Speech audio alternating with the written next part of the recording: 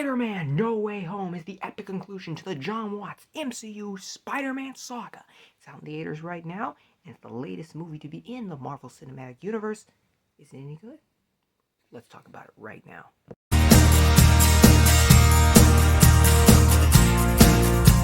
Hey guys, and welcome to my channel. I'm new here on YouTube, so please consider supporting me and my channel by subscribing, leaving a like, and a comment down below. Without any further ado, let's talk about Spider-Man No Way Home.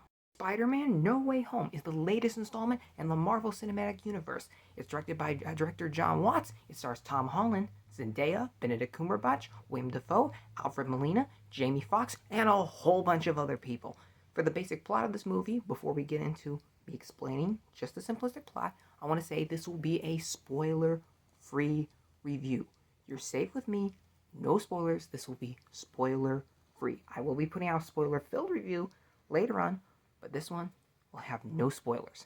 So, real quick, before I explain the plot of this movie, let me explain that if you have not seen the last Spider-Man movie, Spider-Man Far From Home, I'm about to spoil the ending of that movie if you haven't seen it in this review. So, again, if you have not seen Spider-Man Far From Home, turn this off, go see that movie, then come back and watch this review. So, here's the basic plot of this movie for Spider-Man No Way Home. After Peter Parker has been revealed to the world and unmasked, and everyone knows that he is Spider-Man, basically everybody now knows who he is. He can't get any privacy. Everybody's watching him. He kind of feels like he's threatened now. There's danger lurking all around. So he seeks out Doctor Strange to try to get his life back to normal. He asks him to use a spell to help everyone forget that Peter Parker is Spider-Man. But during the spell, something goes wrong, which ensues an entire line of events which will change everything. That's all I can say about the plot without spoiling anything. So, let's go on to talk about the performances, the filmmaking, and if I really enjoyed this movie. So first of all, did I enjoy this movie? Yes. I love this movie. Now, I know that I just saw it. I'm still kind of hyped after just seeing it. But as for right now, this movie is my favorite MCU film of all time. It could move down. It could just be the hype of the moment. I'll let you know in my spoiler review when I've had some time to process it. But right now, this is my favorite movie. It is very emotional. It's very detailed. It's more of a complex story than we usually get in an MCU movie. Not that the MCU is not emotional. Not that the MCU does not have stories that are deep. But this movie takes it to a whole new level. I don't just think this is a good MCU movie. I think it's a good Spider-Man movie and a good movie in general. It is phenomenal. I loved this movie. It's a great addition to the MCU, and it really does a lot to further this phase. Now, about the performances, Tom Holland is fantastic as Spider-Man Peter Parker in this movie. He plays a much more mature, damaged, conflicted Spider-Man than we usually see him play. He's not the witty, cracky one. I mean, he's still, don't get me wrong, he makes a lot of jokes in this movie. But you can tell Spider-Man is beginning to mature. He's beginning to become his own man in this movie. And the way Tom Holland plays it, with the emotion that you can feel in him, is amazing. It really resonates, and he's very relatable in this movie. Zendaya, also amazing. Her and Tom Holland have amazing chemistry in this movie. Their relationship becomes front and center in this movie. It is pivotal to this story. Doctor Strange, played by Benedict Cumberbatch, he's hilarious. He's on top-notch performance here. He's living it up. He's just having all the fun in the world. As for the people who are returning from past Spider-Man movies, like Willem Dafoe, Alfred Molina, it was so great to see them, and they did fantastic with their characters. Now, something that a lot of people were speculating, these characters' returns, were they just fan service moments? You know, like, were they those moments where, like, you see the bad guy just kind of land, hello, Spider-Man.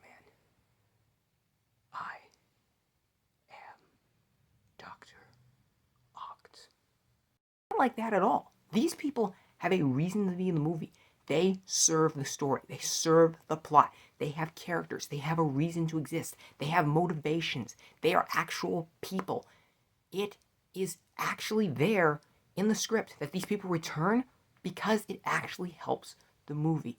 This movie did it very well. There is fan service. Of course, there's little Easter eggs, little moments, but they still managed to respect those characters and still advance them and take them to new places that still resonate and feel like the old ones. About the rest of the movie, this movie looks gorgeous. They filmed the daylights out of this movie. It looks gorgeous. The design, the effects are beautiful. I love the look of Spidey's suit in this movie. It looks amazing. The script is one of the best scripts in all of the MCU. It is phenomenal. Michael Giacchino's score is up there as one of my favorite scores for a superhero film now. It really helps with the scenes. It is not just there to be music. It is there to help with the story, and I appreciate that so very much about that. Naturally, the multiverse plays into this plot and to the movie. It fits very well. They did a good job making it intriguing and doing really cool things with it. There have been some ways where I kind of feel like they've taken the multiverse and they've kind of just used it as like, oh, it's our reason and our explanation for everything. Here, I feel like it was put to very good use. It was used in a way that I liked, I appreciated, and was actually really happy with. I thought the multiverse was really cool after this. And it opens up to a lot of things that we didn't know about it. And I'm looking forward to what they will do with MCU movies in the future now that I know they can do these kinds of things with it. It was really nice to see on screen. Action scenes are awesome. Of course, Spider-Man is fighting these villains. It's great to see. There's great lines. It's still, don't get me wrong, though this movie is very dramatic, it is serious, it is passionate, it is a very emotional movie. It's a lot more like grounded and serious and a lot more heart to it than most MCU movies we've seen. There are still jokes, there's still the classic MCU quips, and there's the banter going on between Strange and Peter the whole time. It's great. It's still classic.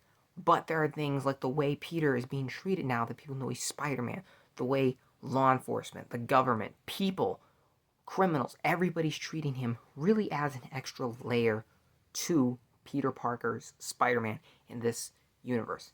This movie was excellent. They killed it. I can't really say anything else about it without spoiling anything. So with that said, I'm going to go ahead and give it my personal rating. I'm going to give this movie 9 out of 10. Why 9 out of 10?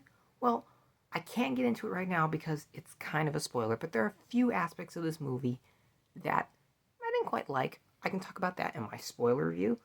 So, with that said, thank you as always for watching. Go watch this movie.